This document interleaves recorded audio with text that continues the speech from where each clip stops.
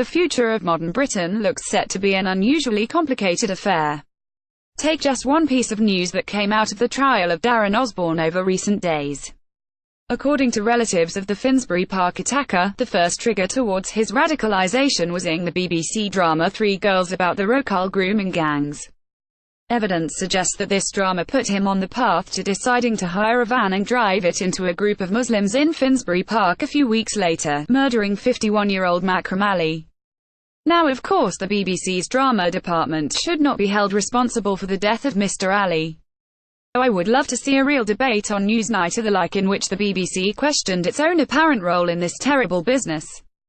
But just how much more complicated can things get? For the best part of a decade the BBC, like most other main media, chose to ignore the issue of the northern Muslim grooming gangs. When Operation Bullfinch uncovered similar crimes being carried out in leafy Oxfordshire, there was a little more attention. But with the exception of some extraordinary reporting from one journalist at the Times, most media just wanted to keep a million miles away from the story. They didn't know any of the victims, didn't know the towns, and somewhere along the way, subliminally or otherwise, made the decision that all this was just too horrible and delicate a story to wade into. For more than a decade the story of these crimes bubbled away under the surface in Britain, causing an anger in portions of the public which was only exacerbated by the correct perception that a blind eye had been turned to these crimes at the highest levels of the state, including the local councils and police. A number of official inquiries proved this fact. Finally, the dear old BBC gets around to commissioning a serious drama about all this, which airs in May 2017.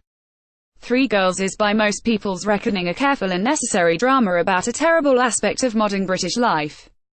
Far from sensationalist, far from untrue. Yet what does the BBC's tentative step in the direction of covering such a relevant news story lead to?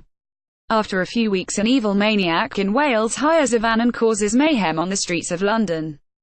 I know what people at the BBC and elsewhere will be thinking. Perhaps this vindicates the silence of all those years. Perhaps the public cannot be trusted.